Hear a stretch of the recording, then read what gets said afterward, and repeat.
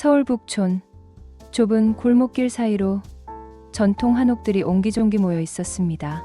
그중 한 채 기와지붕 아래 목련나무가 자라는 작은 한옥이 있었습니다. 윤미숙 씨가 지난 35년 동안 지켜온 집이었습니다. 이 집은 제 인생 그 자체입니다. 65살의 윤미숙 씨가 마루에 앉아 마당을 바라보며 말했습니다.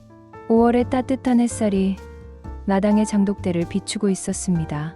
그녀의 손은 세월의 흔적으로 주름져 있었지만 바느질하는 손길만큼은 여전히 정교했습니다. 이 한옥은 1988년 미숙 씨가 30살 때 구입한 집이었습니다. 당시 남편과 함께 은행 대출을 받아 힘들게 마련한 보금자리였습니다. 건평 25평 남짓한 작은 집이었지만 두 사람에게는 꿈의 궁전이었습니다. 그때는 북촌이 지금처럼 비싸지 않았어요. 그래도 우리 부부가 10년 동안 모은 돈을 다 털어서 샀죠. 미숙 씨는 한복 재단사였습니다. 21살에 명동의 한복집에서 시작해 10년 동안 기술을 익혔습니다. 손재주가 뛰어나고 섬세했던 그녀는 단골 고객들 사이에서 입소문이 났습니다. 이 집을 산 후 미숙 씨는 작은 방 하나를 작업실로 꾸몄습니다. 재봉틀과 천 조각들, 실패와 바늘들이 가득한 공간이었습니다. 그곳에서 그녀는 하루 10시간씩 일했습니다. 결혼식 한복, 돌잔치 한복, 명절 한복, 손님들의 특별한 날을 위한 옷을 만들었습니다.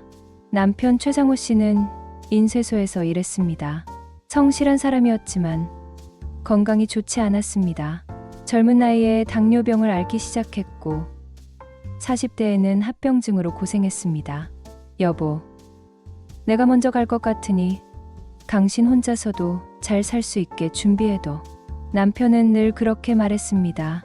그리고 2005년 61살의 나이로 세상을 떠났습니다. 미숙 씨가 50살 때였습니다. 그 후로 20년 미숙 씨는 혼자서 이 집을 지켰습니다. 외로웠지만 일이 있었고 단골 손님들이 있었습니다. 무엇보다 이 집이 그녀를 위로해 주었습니다. 남편과 함께 심은 목련나무가 이렇게 컸어요. 매년 봄이면 하얀 꽃이 피죠. 그때마다 남편 생각이 나요. 마당 한쪽에는 남편이 좋아하던 작은 텃밭도 있었습니다.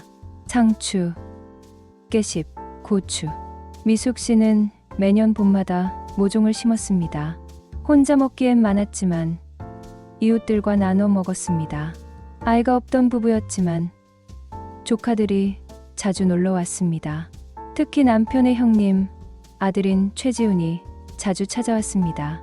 어렸을 때는 방학만 되면 이모네 집에서 지냈습니다. 지훈이는 정말 착한 아이였어요. 숙제도 열심히 하고 집안일도 도와주고. 지훈이는 대학을 졸업하고 부동산 중개업소에 취직했습니다. 그리고 30대 초반에 독립해서 작은 공인중개사무소를 차렸습니다. 이모, 나중에 이 집 팔 생각 있으세요? 북촌 한옥은 지금 엄청 올랐어요. 지훈이는 가끔 그렇게 물었습니다.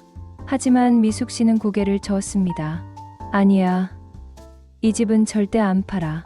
여기가 내 평생의 집이야. 지훈이는 알겠다며 웃었습니다. 그리고 더 이상 집 이야기를 꺼내지 않았습니다. 2020년 코로나19가 찾아왔습니다. 미숙 씨의 한복 가게는 큰 타격을 받았습니다. 결혼식과 돌잔치가 줄어들면서 주문이 끊겼습니다.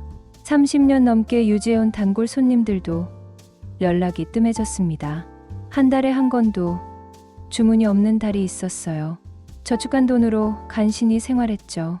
그렇게 힘든 시기를 보내던 2022년 가을, 북촌의 재개발 소식이 들려왔습니다. 오래된 한옥들을 정비하고 일부는 공원으로 만든다는 계획이었습니다. 이모, 재개발되면 보상금 받을 수 있어요. 그 돈으로 편한 아파트로 이사 가시면 어때요? 지훈이가 관심을 보였습니다. 하지만 미숙 씨는 여전히 이 집을 떠날 생각이 없었습니다. 아니야. 나는 여기서 죽을 때까지 살 거야. 2023년 봄, 재개발 구역이 확정되었습니다. 미숙 씨의 집도 포함되었습니다. 구청에서 보상금 협의를 위한 안내문이 날아왔습니다. 집을 담보로 대출을 좀 받아서 당분간 생활비로 쓰면 어떨까? 이웃 할머니의 조언이었습니다. 요즘 수입이 거의 없는 미숙 씨에게는 좋은 방법처럼 들렸습니다. 그해 5월, 미숙 씨는 은행을 찾았습니다. 담보대출 상담을 받기 위해서였습니다. 평생 빚 없이 살았던 그녀에게는 처음 있는 일이었습니다. 등기부등본을 먼저 떼어오셔야 해요. 은행 직원이 친절하게 안내했습니다. 미숙 씨는 주민센터로 가서 등기부등본을 발급받았습니다. 집으로 돌아와 등기부등본을 펼쳤습니다. 그리고 그 순간 미숙 씨의 손이 떨리기 시작했습니다. 소유자란에는 자신의 이름이 아닌 조카 최지훈의 이름이 적혀 있었습니다. 등기 이전 날짜는 2018년 3월 15일이었습니다. 이게 무슨 일이지? 미숙 씨는 믿을 수 없었습니다. 35년 동안 살아온 자신의 집이 법적으로는 조카의 소유라는 것이었습니다. 그날 밤 미숙 씨는 한숨도 잠을 이루지 못했습니다. 등기부등본을 몇 번이고 다시 읽었지만 내용은 변하지 않았습니다. 소유자는 최지훈, 취득 원인은 증여라고 적혀 있었습니다. 내가 언제 이 집을 지훈이에게 줬다는 거지? 기억을 아무리 더듬어도 그런 적이 없었습니다. 평생의 집, 남편과의 추억이 담긴 집을 조카에게 준다는 것은 상상도 할 수 없는 일이었습니다. 다음 날 아침, 미숙 씨는 떨리는 손으로 지훈이에게 전화를 걸었습니다. 무언가 오해가 있을 것이라고, 설명을 들으면 해결될 것이라고 믿고 싶었습니다. 하지만 그 전화 한 통이 모든 것을 바꿔놓게 될 줄은 그때는 몰랐습니다. 전화벨이 울렸습니다. 한 번, 두 번, 세 번, 여섯 번째 신호음이 지나서야 지훈이가 전화를 받았습니다. 여보세요, 이모. 목소리는 평소와 다름없이 밝았습니다. 하지만 미숙 씨의 목소리는 떨리고 있었습니다. 지훈아, 너 지금 어디니? 이모가 할 말이 있어. 무슨 일이세요? 목소리가 이상한데 당장 이리 와. 중요한 일이야. 전화를 끄는 미숙 씨는 식탁에 앉아 등기부등본을 다시 펼쳤습니다. 혹시 자신이 잘못 본 것은 아닐까 하는 마음에서였습니다. 하지만 아무리 봐도 소유자는 최지훈이었습니다. 1시간 후 지훈이가 집에 도착했습니다. 38살의 그는 깔끔한 정장 차림이었습니다. 얼굴에는 약간의 긴장감이 서려 있었습니다. 이모, 무슨 일이세요? 지훈아, 이거 좀 봐. 미숙 씨가 등기부등본을 내밀었습니다. 지훈이의 얼굴이 순간 굳어졌습니다. 이게 어디서 나온 거예요? 은행에서 대출 받으려고 떼어봤어. 그런데 이 집이 내 이름으로 되어 있더라. 이게 무슨 일이니? 지훈이는 잠시 말이 없었습니다. 등기부등본을 들여다보다가 천천히 입을 열었습니다. 아, 이거요. 이모. 기억 안 나세요? 뭘 기억하라는 거니? 2018년에 이모가 저한테 이 집을 증여한다고 하셨잖아요. 미숙 씨는 눈이 휘둥그레졌습니다. 내가 언제 그랬어? 나는 그런 적 없어. 이모. 그때 이모가 몸이 안 좋으셔서 병원에 입원하셨을 때예요. 나중에 상속 문제로 복잡해질까 봐 미리 증여하는 게 낫다고 하셨어요. 미숙 씨는 머리를 짚었습니다. 2018년 그해 봄에 정말로 병원에 입원한 적이 있었습니다. 심한 독감으로 일주일 정도 병원 신세를 졌었습니다. 그때 내가 그런 말을 했다고? 네. 병원에서 만났을 때요. 이모가 혼자 사시니까 나중에 돌아가시면 이 집이 어떻게 될지 걱정된다고 하셨어요. 미숙 씨는 기억을 더듬었습니다. 하지만 그런 대화를 나눈 기억이 전혀 없었습니다. 아니야. 나는 그런 말 한 적 없어. 내가 이 집을 왜 내게 줘? 이건 내 평생의 집이야. 지훈이의 표정이 당황스럽게 변했습니다. 이모, 지금 무슨 말씀을 하시는 거예요? 이모가 직접 증여계약서에 도장 찍으셨잖아요. 증여계약서? 나는 그런 거 본 적도 없어. 이모, 도장으로 찍혀 있어요. 그리고 이모가 직접 법무사 사무실에도 가셨고요. 미숙 씨는 점점 더 혼란스러워졌습니다. 자신의 기억이 틀린 것일까요? 아니면 지훈이가 거짓말을 하고 있는 것일까요? 지훈아, 그 계약서 가지고 있니? 제 사무실에 있어요. 나중에 가져다 드릴게요. 아니야. 지금 당장 가져와. 내가 직접 봐야겠어.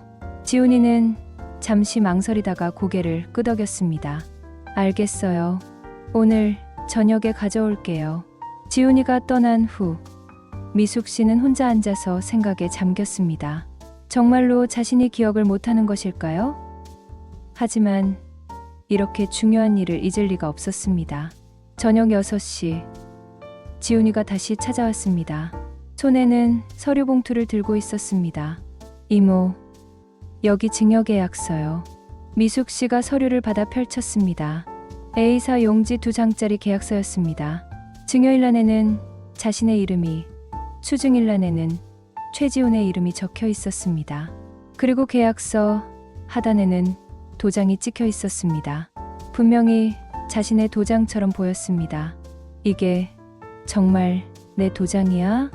미숙 씨는 서랍에서 자신의 도장을 꺼냈습니다. 비교해보니 모양이 똑같았습니다. 봐요. 이모 도장 맞잖아요. 하지만 미숙 씨는 확신이 없었습니다. 이 계약서에 자신이 직접 도장을 찍은 기억이 전혀 없었습니다. 지훈아, 솔직하게 말해. 내가 정말 이 계약서에 도장 찍었니? 물론이죠. 2018년 3월에 법무사 사무실에서요. 그럼 그때 사진이나 영상 같은 건 없니? 그런 건 안 찍었어요. 왜 그걸 찍어요? 미숙 씨는 점점 더 의심이 들었습니다. 증거가 계약서와 등기부등본밖에 없다는 것이 이상했습니다. 지훈아, 이모는 정말로 이 계약서에 도장 찍은 기억이 없어. 내가 혹시 이모, 설마 제가 거짓말한다고 생각하시는 거예요? 지훈이의 목소리가 높아졌습니다.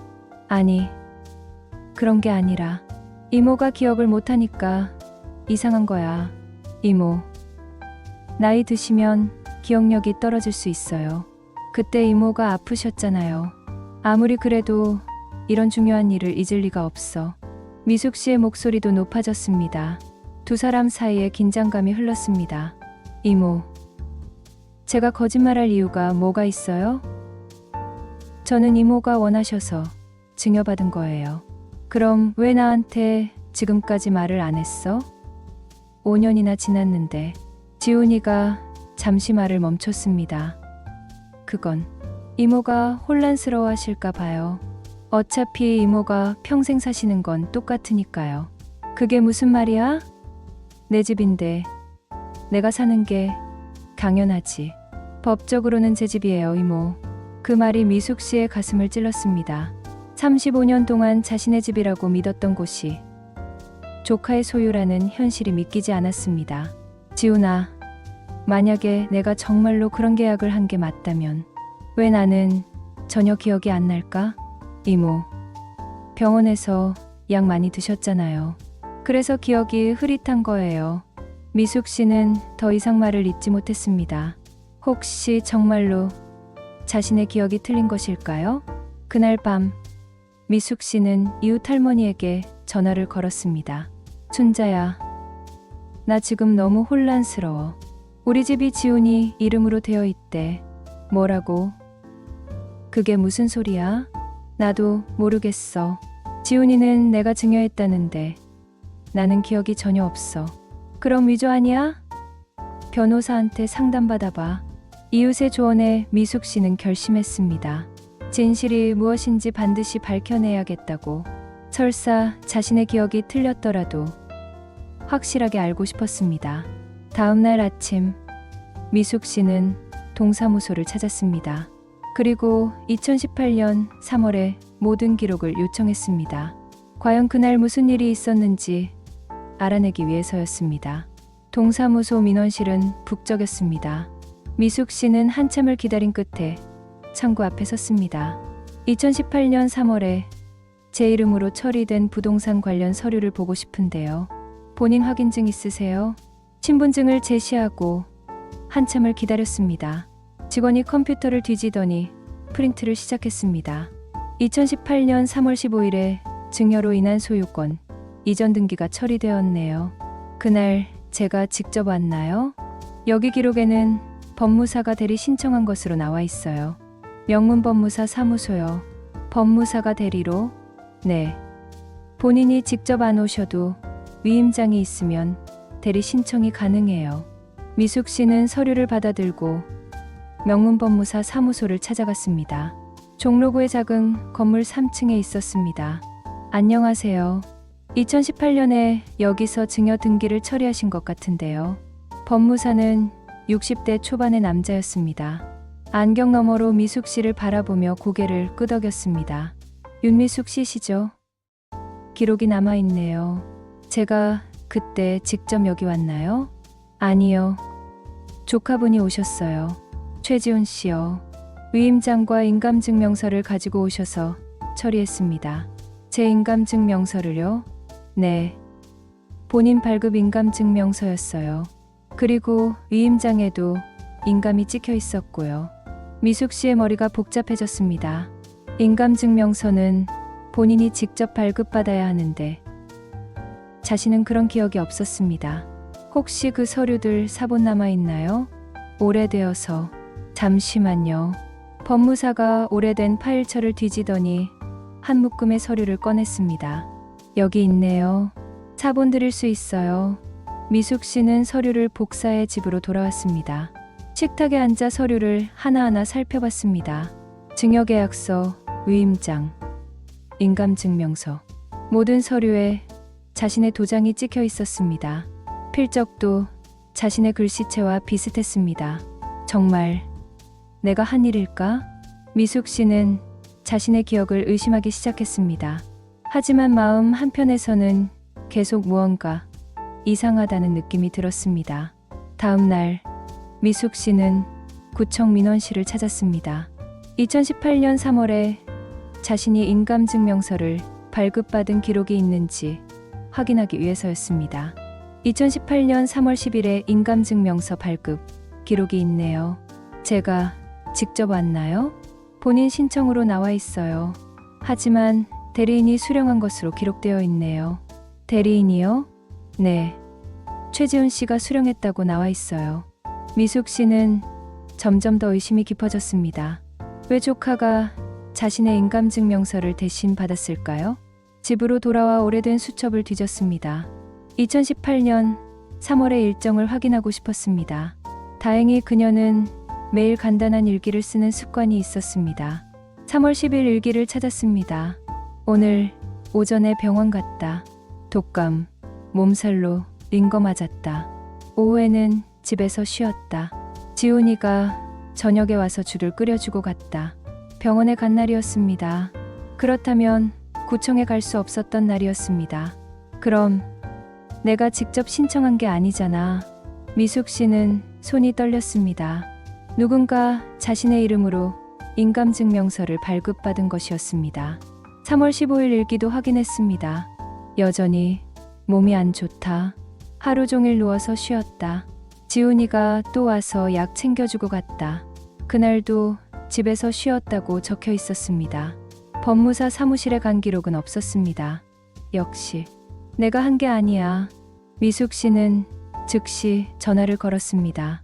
이번에는 경찰서였습니다. 여보세요. 사기 피해 신고하고 싶은데요. 어떤 피해를 당하셨나요? 제 집이 제 모르게 조카 이름으로 넘어갔어요. 위조된 것 같아요. 그럼 가까운 파출소로 와주세요. 신고 접수하겠습니다. 미숙 씨는 서류들을 챙겨 파출소로 향했습니다. 35년 만에 처음으로 경찰서 문을 들어서는 순간이었습니다. 파출소에서 경찰관이 진술을 받았습니다. 언제부터 이상함을 느끼셨나요? 며칠 전에 등기부등본을 떼어보고 알았어요. 제 집이 조카 이름으로 되어 있더라고요. 증여계약서는 보셨나요? 네. 그런데 제가 그 계약서에 도장 찍은 기억이 전혀 없어요. 경찰관이 서류들을 검토했습니다. 일단 정식으로 고소장을 제출하셔야 해요. 그리고 필적 감정과 도장 감정을 받아야 합니다. 어떻게 하면 되나요? 전문 감정기관에 의뢰하시면 됩니다. 비용이 좀 들긴 하지만 위조가 입증되면 계약이 무효가 될 수 있어요. 미숙 씨는 그날 오후 바로 감정기관을 찾았습니다. 국립과학수사연구원 협력기관이었습니다. 서류에 찍힌 도장과 본인 도장을 비교 감정해야 합니다. 그리고 필적도 감정하죠. 얼마나 걸리나요? 보통 한 달 정도 소요됩니다.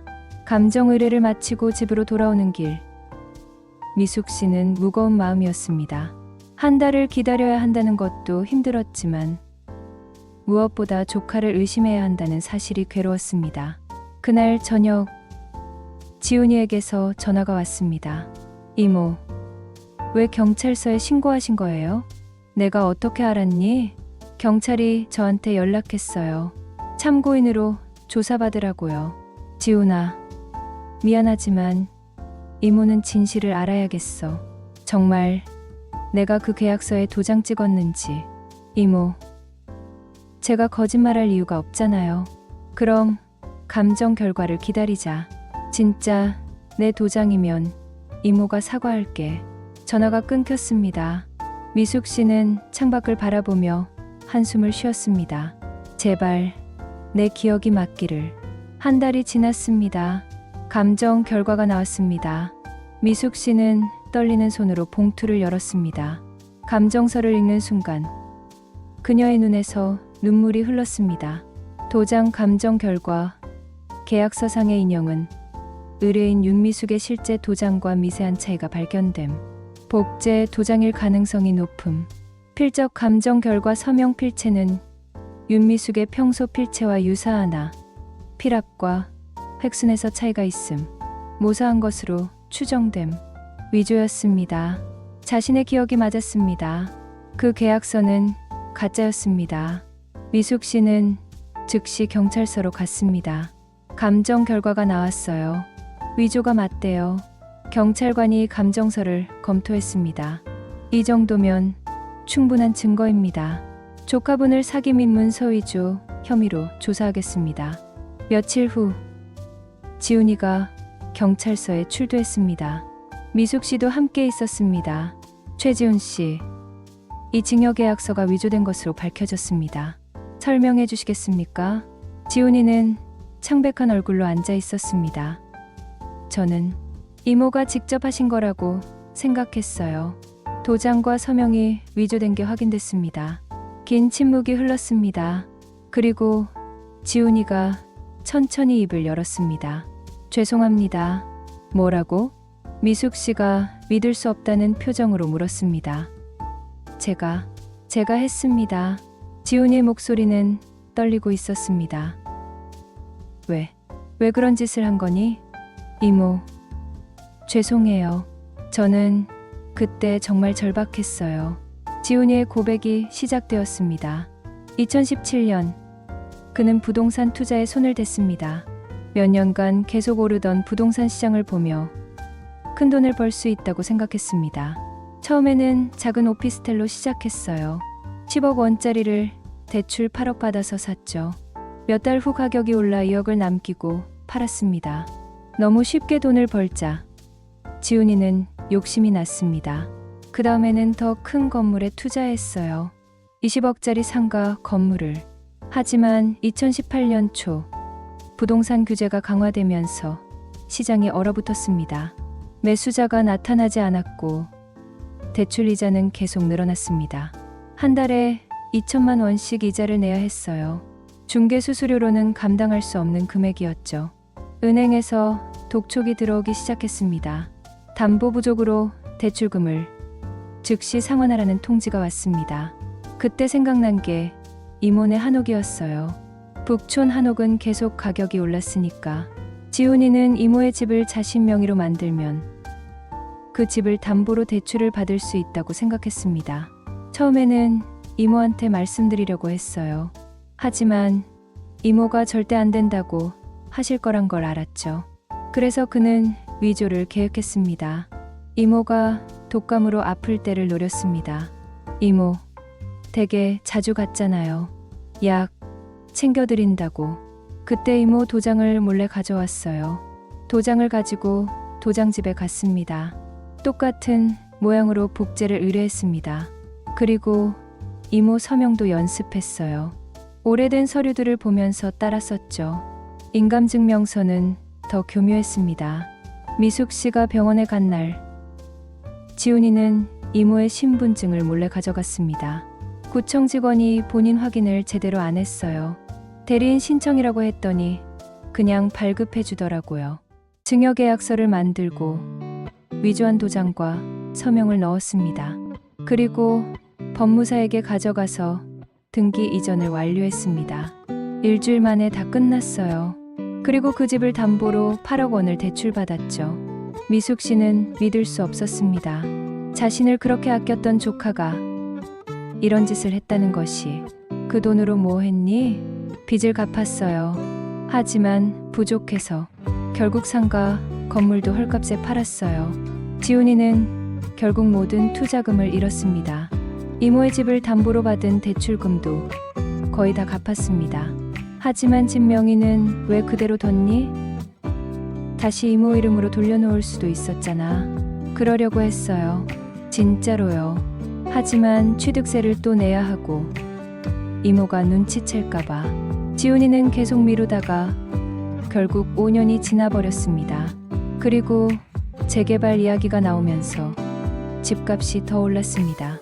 솔직히 말하면 욕심이 났어요. 이 집이 재개발되면 보상금이 10억은 넘을 거라고 생각했어요. 미숙 씨는 더 이상 참을 수 없었습니다. 내가 어떻게 이모한테 이럴 수 있니? 죄송해요, 이모. 정말 죄송해요. 미안하다고 다야? 이 집은 나랑 내 이모부가 10년 동안 모은 돈으로 산 거야.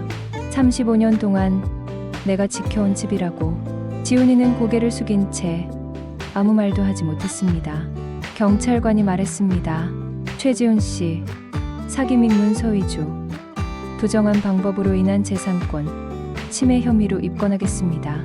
며칠 후 지훈이는 구속되었습니다. 미숙 씨는 법원에 소유권 회복 소송을 제기했습니다. 하지만 법적 절차는 생각보다 오래 걸렸습니다. 증거 검증, 증인 신문, 여러 번의 공판, 1년이 넘는 시간이 흘렀습니다. 그 기간 동안 미숙 씨는 많은 것을 잃었습니다.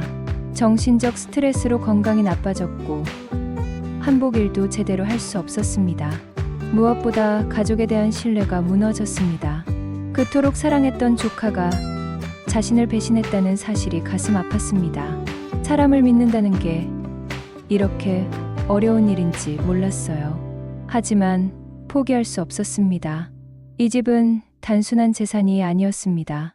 남편과의 추억, 35년의 삶이 담긴 곳이었습니다. 끝까지 싸울 거예요. 내 집을 되찾을 때까지. 지훈이가 자백했지만 법정에서 이기기 위해서는 더 많은 증거가 필요했습니다. 미숙 씨는 변호사를 만났습니다.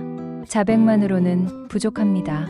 범행 과정을 입증할 수 있는 물증이 필요해요. 변호사는 50대의 여성이었습니다. 부동산 사기 사건을 전문으로 다루는 사람이었습니다. 어떤 증거가 더 필요한가요? 첫째, 도장을 복제한 증거. 둘째, 신분증을 몰래 가져간 증거. 셋째, 법무사 사무실에 간 사람이 본인이 아니라는 증거입니다. 미숙 씨는 막막했습니다. 5년이나 지난 일의 증거를 어떻게 찾는다는 말일까요?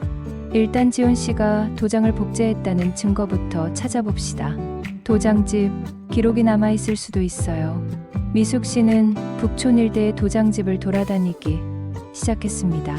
하나, 둘, 셋, 10군데가 넘는 곳을 찾아다녔지만 허탕이었습니다. 2018년 기록은 너무 오래되어서 없어요. 대부분의 가게에서 같은 대답을 들었습니다. 보관 의무가 없는 자료라 버렸다는 것이었습니다. 11번째 도장집을 찾았을 때였습니다. 종로구의 작은 골목에 있는 오래된 가게였습니다. 80대로 보이는 할아버지가 운영하고 있었습니다. 2018년 3월쯤에 복제 주문이 들어온 적 있나요? 할아버지가 오래된 장부를 뒤졌습니다. 컴퓨터가 아닌 손으로 쓴 장부였습니다. 윤미숙. 이 이름 맞나요? 미숙 씨의 심장이 뛰기 시작했습니다. 네, 맞아요. 2018년 3월 12일에 복제 주문이 들어왔네요. 주문자는 최지훈이라고 되어 있어요. 정말요? 혹시 영수증이나 주문서 남아있나요? 잠시만요. 할아버지가 낡은 파일처를 뒤지더니 한 장의 주문서를 꺼냈습니다. 거기에는 지훈이의 이름과 전화번호, 그리고 윤미숙 도장 복제라는 메모가 적혀 있었습니다. 이거 복사해 갈 수 있을까요? 그럼요. 가져가세요. 첫 번째 증거를 확보했습니다. 미숙 씨는 변호사에게 바로 연락했습니다. 도장 복제 주문서를 찾았어요. 잘하셨어요. 이제 다음 단계로 넘어갑시다. 변호사는 지훈이가 미숙 씨의 신분증을 가져간 흔적을 찾자고 제안했습니다. 그날 이모님 집에 CCTV가 있었나요? 아니요. 한옥이라 CCTV가 없었어요. 그럼 골목 입구는요? 요즘은 방범용 CCTV가 많잖아요. 미숙 씨는 동사무소를 찾아갔습니다. 혹시 2018년 3월에 CCTV 영상이 남아있는지 확인하기 위해서였습니다. 그때 영상은 이미 삭제됐을 거예요. 보통 한 달만 보관하거든요. 담당 공무원의 말에 실망했지만 포기하지 않았습니다. 혹시 백업 파일은 없나요? 중요 사건이 있었던 날짜는 따로 백업해두는데 공무원이 컴퓨터를 뒤지더니 놀란 표정을 지었습니다. 2018년 3월 10일 영상이 남아있네요. 그날 근처에서 차량 절도 사건이 있어서 경찰 요청으로 백업해둔 거예요. 그날이에요. 제가 병원 간 날이에요. 영상을 확인했습니다. 오전 11시쯤 지훈이가 미숙 씨의 집으로 들어가는 모습이 찍혀 있었습니다. 그리고 1시간 후 나오는 모습도 보였습니다. 이 영상 복사할 수 있나요? 경찰 수사나 법원 명령이 있으면 가능합니다. 미숙 씨는 담당 형사에게 연락했습니다. 며칠 후 영상을 정식으로 확보할 수 있었습니다. 변호사가 영상을 분석했습니다. 이 시간에 이모님은 병원에 계셨죠? 그럼 지훈 씨가 혼자 집에 있었다는 증거가 됩니다. 다음은 구청 인감증명서 발급 창구의 CCTV였습니다. 다행히 구청은 보안상 이유로 5년치 영상을 보관하고 있었습니다. 2018년 3월 10일 오후 2시 지훈이가 구청 민원실에 나타났습니다. 카운터에서 직원과 이야기를 나누고 서류를 받아 나가는 모습이 선명하게 찍혀 있었습니다. 완벽한 증거네요. 본인이 아닌 조카가 인감증명서를 발급받은 거죠. 세 번째 증거는 법무사 사무실이었습니다. 등기 신청을 할 때 법무사 사무실에 누가 갔는지 확인하는 것이었습니다. 명문법무사 사무실을 다시 찾았습니다. 2018년 3월 15일에 누가 왔는지 기억나세요? 법무사는 고개를 저었습니다. 오래되어서 잘 기억이 안 나네요. 하지만 당시 상담 일지가 있을 거예요. 오래된 파일을 뒤지더니 한 장의 메모를 찾았습니다. 최지훈 씨 방문, 고모 윤미숙 씨의 증여권 상담, 위임장 및 인감증명서, 지참이라고 적혀 있네요. 그날 제가 온 게 아니라는 거죠? 네. 조카분이 혼자 오셨어요. 본인은 아프셔서 못 온다고 하시더라고요. 또 하나의 증거가 확보되었습니다. 이제 마지막 단계가 남았습니다. 지훈이가 이 집을 담보로 대출받은 기록을 확인하는 것이었습니다. 미숙 씨는 은행을 찾았습니다. 자신의 집이 담보로 설정되어 있는지 확인하고 싶었습니다. 2018년 4월에 이 부동산을 담보로 8억 원 대출이 실행되었네요. 채무자는 최지훈 씨입니다. 제 집인데 제 동의 없이 대출이 된 거예요? 소유자가 최지훈 씨로 되어 있었으니까요. 법적으로는 문제가 없었죠. 은행 직원이 대출 서류를 보여주었습니다. 거기에는 이 집의 감정가가 15억 원으로 평가되어 있었습니다.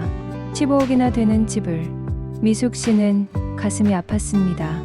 자신이 힘들게 마련한 집이 조카의 빚을 갚는데 사용되었다는 사실이 견딜 수 없었습니다. 변호사가 모든 증거를 정리했습니다. 이 정도면 충분합니다. 도장 복제 주문서, CCTV 영상, 법무사 상담 기록, 은행 대출 기록, 모두 지훈 씨가 혼자서 한 일이라는 걸 증명합니다. 그럼 제가 이길 수 있을까요? 이 정도 증거면 승소 가능성이 아주 높습니다. 하지만요, 법정 공방이 길어질 수 있어요. 지훈 씨 측에서도 변호사를 선임할 테니까요. 미숙 씨는 각오했습니다.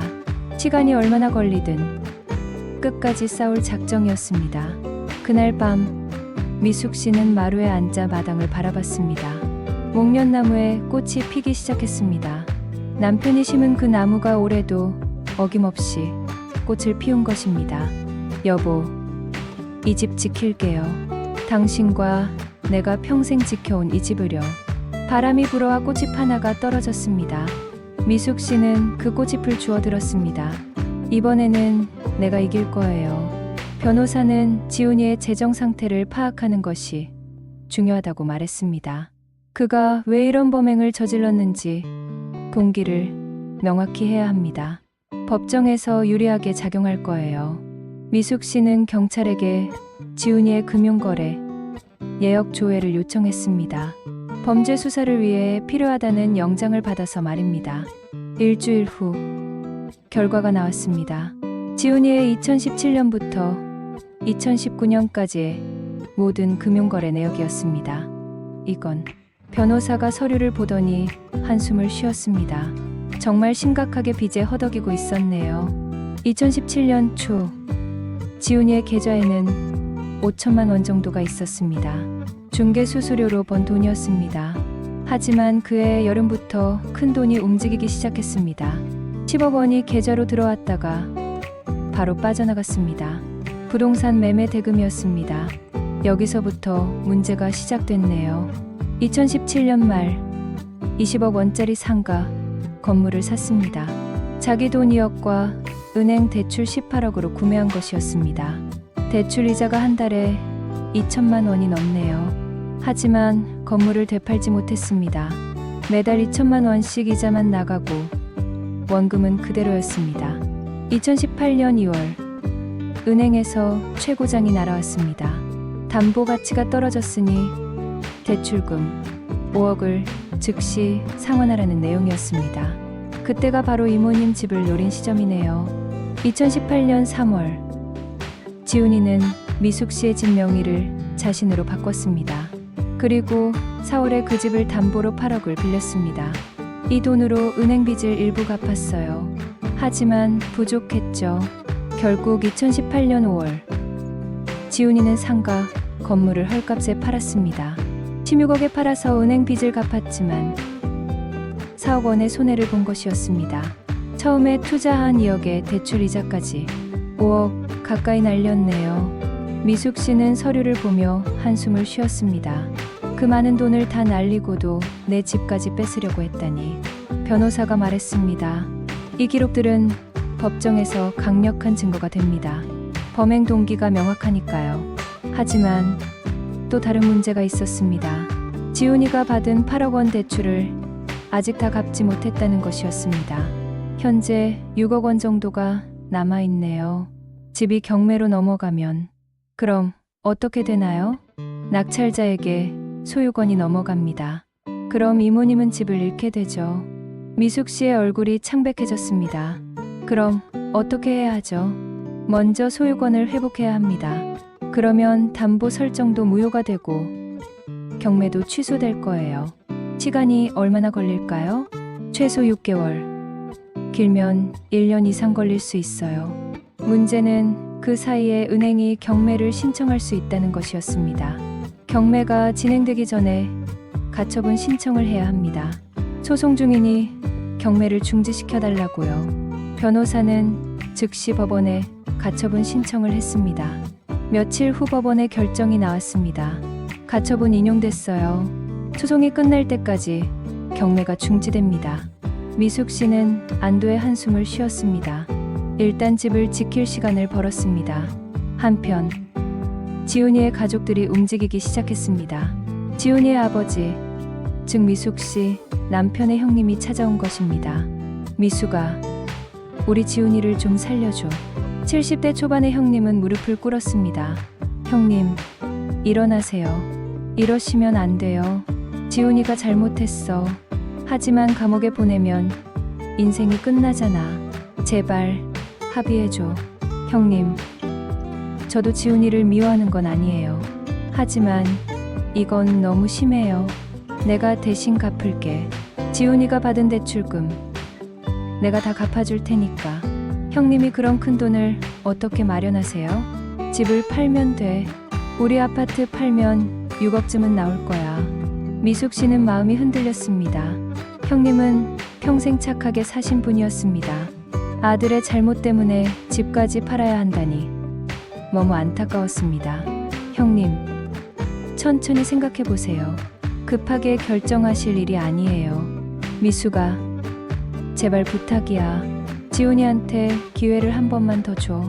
그날 밤 미숙 씨는 잠을 이루지 못했습니다. 형님의 간청이 귓가에 맴돌았습니다. 다음 날 아침 변호사를 만났습니다. 형님이 대신 갚겠다고 하시는데 제가 합의해 주는 게 맞을까요? 그건 이모님이 결정하실 일이에요. 다만 한 가지 말씀드리면 합의하면 형사처벌이 가벼워질 수 있어요. 그럼 지훈이가 감옥에 안 가나요? 집행유예를 받을 가능성이 있죠. 하지만 민사적으로는 집을 되찾을 수 있어요. 미숙 씨는 고민에 빠졌습니다. 지훈이를 용서해야 할까요? 아니면 끝까지 처벌받게 해야 할까요?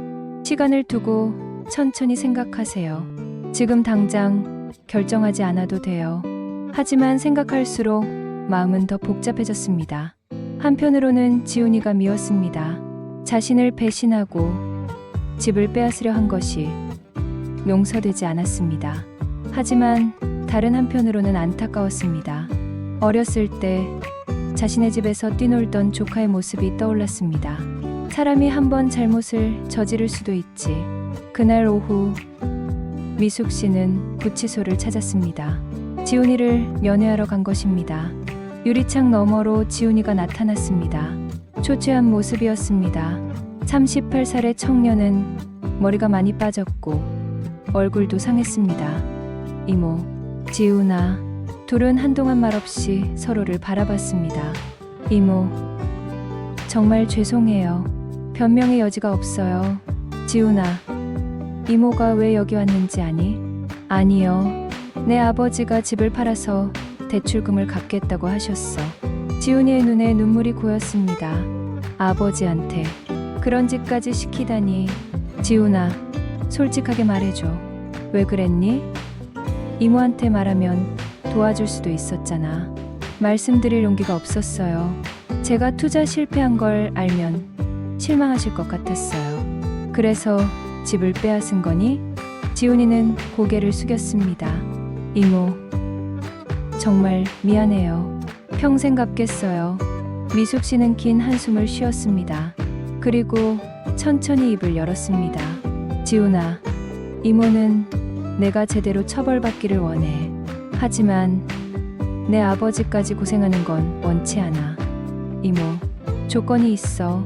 첫째, 내가 법정에서 모든 걸 솔직하게 말할 것. 둘째, 다시는 이런 일을 저지르지 않을 것. 셋째, 출소한 후에 성실하게 살 것. 약속할게요, 이모. 그럼 이모가 형님한테 집 팔지 말라고 할게. 대신 내가 출소한 후에 조금씩 갚도록 해. 지훈이는 울음을 터뜨렸습니다. 이모, 감사합니다. 정말 감사합니다.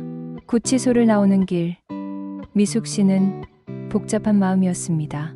용서하는 것이 맞는 걸까요? 아니면 너무 쉽게 넘어가는 것일까요? 그래도 가족이니까. 2023년 가을 첫 공판이 열렸습니다. 서울중앙지방법원 민사합의부였습니다. 미숙 씨는 떨리는 마음으로 법정에 들어섰습니다. 저쪽에 앉으시면 됩니다. 변호사가 원고석으로 안내했습니다. 반대편 피고석에는 지훈이와 그의 변호사가 앉아 있었습니다. 판사가 입장했습니다. 50대 중반의 여성 판사였습니다. 민사 제2023호 소유권 이전 등기 말소 청구 사건 시작하겠습니다. 미숙 씨의 변호사가 먼저 입을 열었습니다. 재판장님, 원고 윤미숙은 1988년부터 35년간 이 한옥에서 거주해왔습니다. 그런데 2018년 피고 최지훈이 위조한 서류로 소유권을 불법 취득했습니다. 증거를 제시하십시오. 첫째, 도장 감정 결과입니다. 계약서의 도장은 원고의 실제 도장이 아닌 복제품입니다. 감정서가 제출되었습니다. 판사가 꼼꼼히 살펴봤습니다. 둘째, 필적 감정 결과입니다. 서명도 원고가 직접 쓴 것이 아닙니다. 셋째, 도장 복제 주문서입니다. 피고가 2018년 3월 12일에 원고의 도장을 복제 주문했습니다. 종로구 도장집에서 받아온 주문서가 제출되었습니다. 넷째, CCTV 영상입니다. 피고가 원고의 집에 혼자 출입한 기록과 구청에서 인감증명서를 발급받은 기록입니다. 영상이 법정 화면에 재생되었습니다. 지훈이가 미숙 씨의 집에 들어가고 나오는 모습, 그리고 구청 민원실에서 서류를 받는 모습이 선명하게 보였습니다. 다섯째, 법무사 상담 기록입니다. 원고가 아닌 피고가 혼자 법무사 사무실을 방문했습니다. 여섯째, 원고의 일기입니다. 2018년 3월 10일과 15일 원고는 독감으로 집에서 쉬었다고 기록되어 있습니다. 미숙 씨의 오래된 수첩이 제출되었습니다. 매일 꾸준히 쓴 짧은 일기들이 빼곡했습니다. 판사가 물었습니다. 피고 측 변호인, 반론하시겠습니까? 지훈이의 변호사가 일어났습니다. 40대의 남자 변호사였습니다. 재판장님, 피고는 원고가 구두로 증여 의사를 밝힌 것으로 알고 있었습니다. 구두 증여라는 증거가 있습니까? 직접적인 증거는 없으나 당시 원고가 건강이 좋지 않아 상속을 걱정하고 있었습니다. 미숙 씨의 변호사가 반박했습니다. 재판장님, 원고는 당시 60살로 건강했습니다. 단순한 독감이었을 뿐입니다. 또한 구두 증여라 하더라도 등기 이전을 위해서는 본인의 서명과 도장이 필요합니다. 그것이 위조된 이상 증여는 성립할 수 없습니다. 판사가 고개를 끄덕였습니다. 피고는 직접 진술하시겠습니까? 지훈이가 일어섰습니다. 수척한 얼굴이었습니다. 재판장님, 제가 잘못했습니다. 법정이 술렁였습니다. 당시 저는 투자 실패로 큰 빚을 지고 있었습니다. 이모님께 도움을 청해야 했지만 부끄러워서 말씀드리지 못했습니다.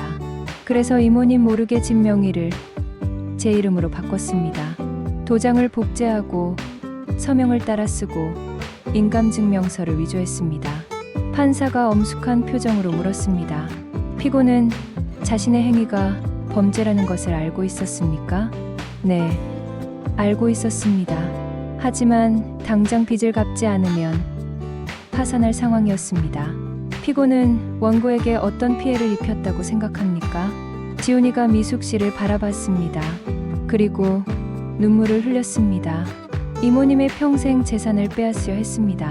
35년간 지켜온 집을, 이모부님과의 추억이 담긴 집을 제 욕심 때문에 말을 잇지 못했습니다. 법정이 조용했습니다. 판사가 말했습니다. 다음 공판에서 증인 신문을 진행하겠습니다. 오늘은 여기서 마치겠습니다. 첫 번째 공판이 끝났습니다. 법정을 나서는 미숙 씨의 발걸음은 무거웠습니다. 어떻게 될 것 같아요? 변호사가 대답했습니다. 승소 가능성이 매우 높습니다. 피고가 범행을 자백했으니까요. 그럼 언제쯤 집을 되찾을 수 있을까요? 빠르면 석 달, 늦어도 6개월 안에는 판결이 날 겁니다. 두 번째 공판은 한 달 후에 열렸습니다. 이번에는 증인들이 출석했습니다. 첫 번째 증인은 도장집 할아버지였습니다. 2018년 3월 12일 최지훈이라는 사람이 윤미숙 도장복제를 주문했습니까? 네, 맞습니다. 제 장부에 기록되어 있습니다. 주문자가 윤미숙 본인이었나요? 아니요. 젊은 남자였습니다. 30대쯤 되어 보였어요. 두 번째 증인은 명문 법무사였습니다. 2018년 3월 15일 누가 사무실을 방문했습니까? 최지훈 씨 혼자 왔습니다. 윤미숙 씨의 위임을 받았다고 했죠. 윤미숙 본인은 왔습니까? 아니요. 몸이 아파서 못 온다고 했습니다. 세 번째 증인은 이웃 할머니였습니다. 2018년 3월 윤미숙 씨의 상태가 어땠습니까? 독감에 걸려서 일주일 정도 집에서 쉬었어요. 제가 죽을 끓여서 갖다 드렸죠. 그 기간 동안 집을 증여한다는 이야기를 들은 적 있습니까? 전혀 없습니다. 오히려 이 집은 절대 안 판다고 늘 말씀하셨어요. 모든 증언이 미숙 씨에게 유리했습니다. 지훈이 측 변호사는 더 이상 반박하지 못했습니다. 세 번째 공판에서는 은행 직원이 증인으로 나왔습니다. 피고가 이 부동산을 담보로 대출받았습니까? 네. 2018년 4월에 8억 원을 대출했습니다. 원고의 동의를 받았습니까? 소유자가 피고로 되어 있었기 때문에 별도 동의는 받지 않았습니다. 변호사가 물었습니다. 만약 소유권 이전이 무효라면 이 담보 설정도 무효입니까? 법적으로 그렇습니다. 원소유자의 권리가 회복되면 담보권도 소멸합니다. 미숙 씨는 안도했습니다. 집을 되찾으면 담보도 자동으로 없어진다는 뜻이었습니다. 네 번째 공판에서 최종 변론이 있었습니다. 미숙 씨의 변호사가 먼저 말했습니다. 재판장님, 이 사건은 명백한 사기 및 문서위조 사건입니다. 피고는 원고를 속이고 서류를 위조하고 재산을 불법 취득했습니다. 원고는 35년간 이 집을 지켜왔습니다. 남편과의 추억, 평생의 노력이 담긴 곳입니다. 이를 되찾아 주시기 바랍니다. 지훈이의 변호사는 선처를 호소했습니다. 재판장님, 피고는 깊이 반성하고 있습니다. 범행을 자백했고 원고와 합의를 원하고 있습니다. 피고의 아버지가 대출금을 갚겠다고 약속했습니다. 원고에게 더 이상의 피해가 가지 않도록 하겠습니다. 판사가 미숙 씨에게 물었습니다. 원고는 피고와 합의할 의사가 있습니까? 미숙 씨가 일어섰습니다. 재판장님, 저는 제 집을 되찾고 싶습니다. 하지만 조카를 파멸시키고 싶지는 않습니다. 조카가 진심으로 반성하고 다시는 이런 일을 하지 않는다면 저는 용서할 수 있습니다. 다만 조건이 있습니다. 첫째, 소유권을 즉시 제게 돌려줄 것. 둘째, 대출금은 조카가 책임지고 갚을 것. 셋째, 다시는 제 앞에 나타나지 말 것. 판사가 고개를 끄덕였습니다. 양측의 주장을 모두 들었습니다. 한 달 후에 선고하겠습니다. 법정을 나서며 미숙 씨는 지훈이와 마주쳤습니다. 이모, 지훈아, 이모는 내가 잘 되길 바라. 하지만 이제 더 이상은 안 돼. 이모, 정말 죄송해요. 미안하다는 말보다 앞으로 어떻게 살 것인지 보여줘. 그날 밤 미숙 씨는 오랜만에 편히 잠들었습니다. 긴 싸움이 거의 끝나가고 있었습니다. 판결을 기다리는 한 달은 길었습니다. 미숙 씨는 매일 마당의 목련나무를 바라보며 시간을 보냈습니다. 하지만 평화는 오래가지 않았습니다. 지훈이의 어머니, 즉 형수가 찾아온 것입니다. 아주머니, 너무하시는 거 아니에요? 형수는 60대 중반의 여자였습니다. 평생 온순하게 살았지만 지금은 분노로 떨고 있었습니다. 우리 지훈이를 감옥에 보내려고요? 형수님, 저도 어쩔 수 없어요. 지훈이가 잘못한 거잖아요. 잘못했으면 용서하는 게 가족 아니에요? 아주머니는 그렇게 냉정한 사람이었어요? 형수님, 이건 용서의 문제가 아니에요. 법적인 문제예요. 법, 가족끼리 무슨 법이에요? 그냥 집 이름만 바꿔주시면 되잖아요. 미숙 씨는 한숨을 쉬었습니다. 형수님, 지훈이가 제 집을 담보로 8억을 빌렸어요. 그 돈은 어떻게 하라고요? 우리가 갚겠다고 했잖아요. 아파트 팔아서라도 형수님까지 고생하실 필요 없어요. 지훈이가 책임져야죠. 우리 아들 인생 망치려고 그러세요? 말다툼은 점점 격해졌습니다. 이웃들이 나와서 말렸습니다. 형수님, 그만 가세요. 이러시면 안 돼요. 형수는 울면서 돌아갔습니다. 미숙 씨는 가슴이 아팠습니다. 평생 좋은 관계였던 형수와 이렇게 갈라서게 될 줄은 몰랐습니다. 며칠 후, 이번에는 형님이 다시 찾아왔습니다. 미숙아, 우리 집안이 이렇게 갈라져도 되는 거니? 형님, 제가 원한 게 아니에요. 내 남편, 그러니까 내 동생이 살아있다면 뭐라고 했을까? 그 말에 미숙 씨의 눈시울이 붉어졌습니다. 오빠는 정의롭게 살라고 했을 거예요. 가족보다 정의가 중요해? 형님, 이건 정의의 문제가 아니에요. 생존의 문제예요. 제가 이 집을 잃으면 갈 데가 없어요. 그럼 우리 집에 와서 살면 되잖아. 형님, 집에 신세 지고 싶지 않아요. 저는 제 집에서 살고 싶어요. 형님은 더 이상 말이 없었습니다. 그리고 천천히 일어났습니다. 알았어. 내 마음대로 해. 하지만 우리 가족은 이제 남남이야. 형님, 다시는 우리 집 문 두드리지 마. 너도 가족이라고 생각하지 않을 거야. 형님이 떠난 후 미숙 씨는 주저앉았습니다. 남편의 형님, 평생 존경했던 분과 이렇게 멀어지다니 믿을 수 없었습니다. 이웃 할머니가 위로했습니다. 미숙아, 내가 잘못한 게 아니야. 지훈이가 잘못한 거지. 하지만 가족이 갈라지잖아요. 가족이라고 해서 잘못을 덮어줄 수는 없어. 내가 옳은 일을 하고 있는 거야. 하지만 마음은 편치 않았습니다. 매일 밤 악몽에 시달렸습니다. 남편이 나타나서 물었습니다. 당신, 우리 형님한테 왜 그래? 여보, 나는 잘못한 게 없어요. 가족이 제일 중요한데 왜 법정까지 가? 꿈에서 깨면 온몸이 땀으로 젖어 있었습니다. 정말 자신이 옳은 일을 하고 있는 것일까요? 어느 날 오래된 친구가 찾아왔습니다. 함께 한복을 배웠던 동기였습니다. 미숙아, 소문 다 들었어. 힘들지? 정말 힘들어. 그런데 말이야, 내가 너무 심하게 나간 거 아니니? 뭐, 족하잖아. 그냥 집 이름 바꿔주고 말면 되는 거 아니야? 미숙 씨는 당황했습니다. 친구까지 이런 말을 할 줄은 몰랐습니다. 제이야, 너도 그렇게 생각해? 솔직히 말하면 가족끼리 법정까지 가는 건 좀 그렇잖아. 그럼 나보고 그냥 참으라고? 참는 게 아니라 이해하는 거지. 지훈이도 어려워서 그랬을 거 아니야. 어려우면 사기를 쳐도 돼? 그게 아니라 가족이니까 좀 봐주라는 거지. 미숙 씨는 더 이상 대화하고 싶지 않았습니다. 제이야, 그만 가줘. 나 피곤해. 미숙아, 화내지 마. 화내는 게 아니야.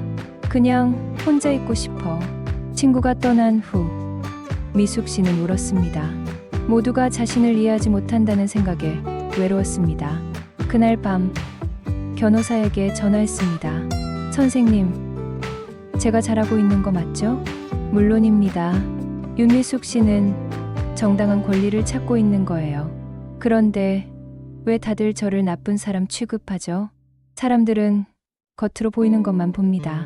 가족이 법정에 간다는 사실만 보고 그 뒤에 숨은 진실은 보지 못하죠. 저도 가족을 사랑해요. 하지만 사랑한다고 해서 잘못을 덮어줄 수는 없어요. 그게 진짜 사랑입니다. 변호사의 말에 미숙 씨는 조금 위로받았습니다. 며칠 후 예상치 못한 사람이 찾아왔습니다. 지훈이의 아내였습니다. 이모님, 안녕하세요. 지훈이 와이프, 오랜만이네. 이모님, 죄송해요. 남편이 정말 큰 잘못을 했어요. 미숙 씨는 놀랐습니다. 며느리가 사과하러 온 것이었습니다. 나도 남편한테 화가 나요. 어떻게 이모님한테 그럴 수 있냐고 따졌어요. 그랬구나. 이모님, 남편은 제대로 처벌받아야 해요. 그래야 정신을 차리죠. 내가 그렇게 생각해? 네. 저는 이모님 편이에요. 시부모님은 화나시겠지만 전 이모님이 옳다고 생각해요. 미숙 씨의 눈에서 눈물이 났습니다. 처음으로 자신을 이해해주는 가족을 만난 것 같았습니다. 고마워. 정말 고마워. 이모님, 힘내세요. 이모님은 잘못하신 게 없어요. 며느리가 돌아간 후 미숙 씨는 오랜만에 마음이 편해졌습니다. 모두가 자신을 오해하는 것은 아니었습니다. 판결일이 다가왔습니다. 이제 일주일밖에 남지 않았습니다. 미숙 씨는 매일 법원에 가서 기도했습니다. 제발 정의가 이기게 해주세요. 2024년 2월 15일 판결날이 밝았습니다. 미숙 씨는 새벽부터 잠을 설쳤습니다. 오늘 법원의 판결에 따라 자신의 운명이 결정될 것이었습니다. 제발, 제발 이기게 해주세요. 아침 8시 법원으로 향했습니다. 변호사와 함께 법정 앞에서 기다렸습니다. 긴장되시죠? 네. 심장이 터질 것 같아요. 걱정 마세요. 우리가 이길 겁니다. 오전 10시 드디어 법정 문이 열렸습니다. 미숙 씨는 떨리는 다리로 원고석에 앉았습니다. 반대편에는 지훈이가 고개를 숙인 채 앉아 있었습니다. 재판장님, 입장하십니다. 모두 일어서 주십시오. 판사가 들어왔습니다. 두툼한 판결문을 들고 있었습니다. 민사 제2023호 소유권 이전 등기 말소 청구 사건 판결을 선고하겠습니다. 법정이 조용해졌습니다. 미숙 씨의 심장이 쿵쿵거렸습니다.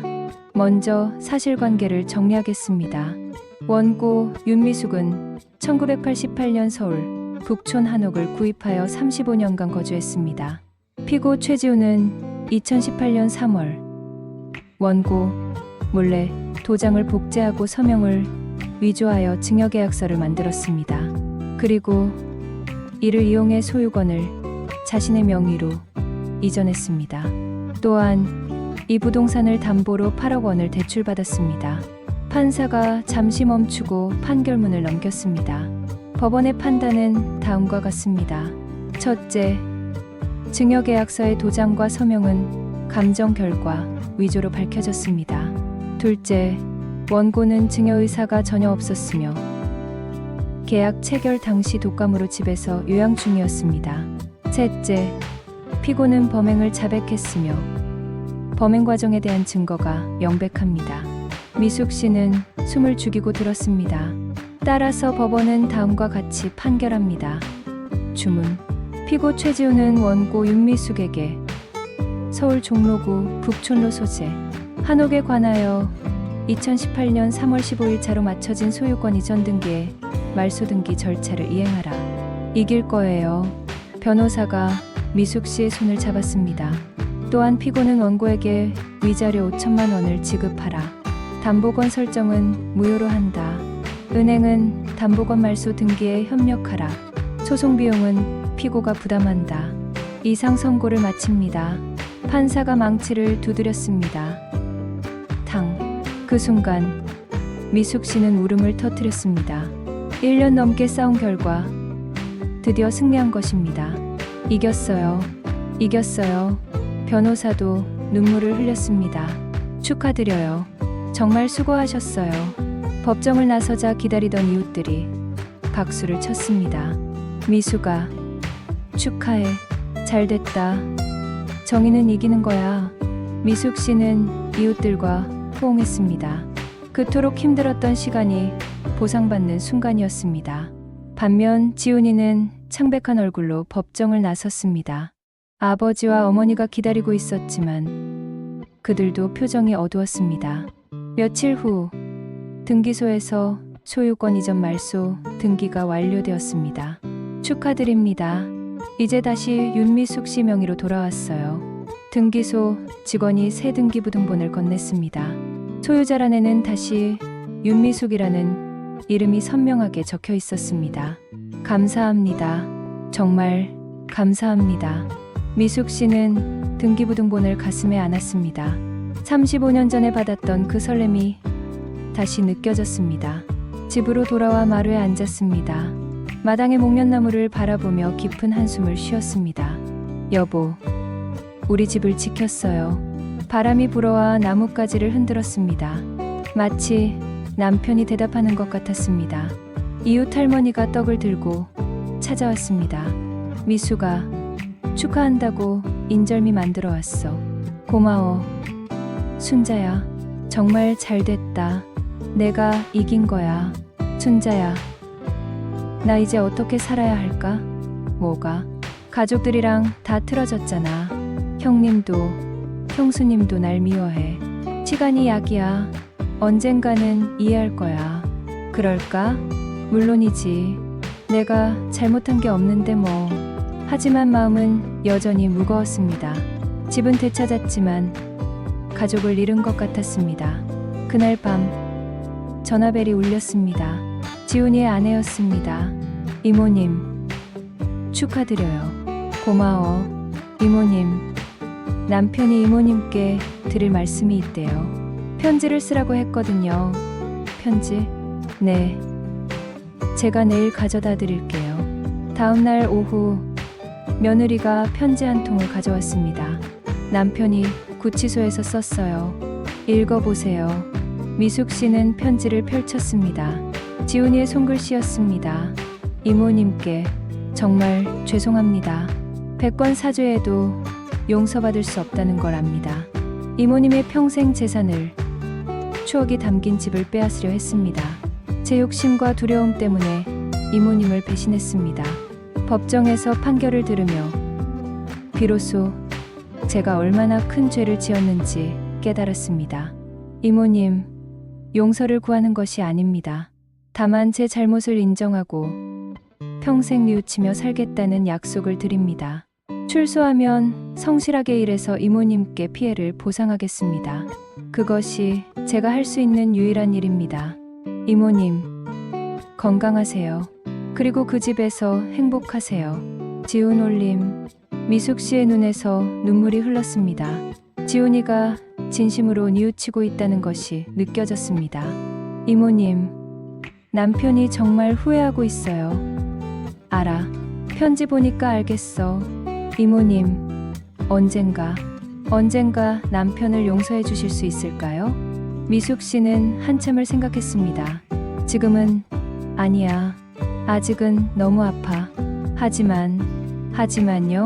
시간이 지나면, 그리고 지훈이가 정말로 변한다면 그때는 생각해 볼게. 며느리가 미숙 씨의 손을 잡았습니다. 감사합니다, 이모님. 정말 감사합니다. 그날 밤 미숙 씨는 편지를 다시 읽었습니다. 그리고 조심스럽게 서랍에 넣어두었습니다. 지훈아, 너도 행복하길 바란다. 다시는 이런 잘못을 하지 말고. 창밖으로 달이 밝았습니다. 긴 싸움이 끝났습니다. 이제 새로운 시작이었습니다. 판결 후 석 달이 지났습니다. 2024년 봄, 북촌에 다시 벚꽃이 피었습니다. 미숙 씨는 마당을 정리하며 평화로운 하루를 보내고 있었습니다. 목련나무에 하얀 꽃이 활짝 피어 있었습니다. 올해도 어김없이 피었네. 지난 1년은 정말 긴 여정이었습니다. 집을 빼앗길 뻔한 충격, 조카의 배신, 가족과의 갈등, 긴 법정 공방. 모든 것이 악몽 같았습니다. 하지만 이제는 끝났습니다. 집은 다시 자신의 것이 되었고 평화가 찾아왔습니다. 이웃 할머니가 찾아왔습니다. 미수가, 요즘 얼굴이 많이 좋아졌네. 이제 마음이 편해졌어. 그동안 정말 고생 많았어. 순자야, 나 생각해봤는데 이 집이 나한테 무엇인지 말이야. 처음엔 그냥 재산이라고 생각했어. 돈 주고 산 부동산이라고. 미숙 씨가 마당을 바라보며 말을 이었습니다. 그런데 지훈이가 빼앗아 가려고 하니까 그제야 알았어. 이 집이 단순한 재산이 아니라는 걸. 무엇인데? 추억이야. 남편과 함께한 35년의 추억. 매일 아침 목련나무를 바라보며 커피 마시던 기억, 마루에 앉아서 별을 세던 밤들. 미숙 씨의 눈에 눈물이 고였습니다. 이 집의 모든 구석구석에 우리의 이야기가 담겨 있어. 그래서 포기할 수 없었던 거야. 그래, 맞아. 집은 그냥 건물이 아니야. 그리고 이제는 알았어. 가족의 의미도 가족이라고 해서 무조건 감싸주는 게 사랑이 아니더라. 진짜 사랑은 잘못을 지적하고 바른 길로 가도록 돕는 거야. 미숙 씨가 깊은 한숨을 쉬었습니다. 지훈이가 나한테 화가 날 수도 있어. 감옥에 가게 했으니까. 하지만 언젠가는 이해할 거야. 이모가 왜 그랬는지. 넌 정말 훌륭한 사람이야, 미숙아.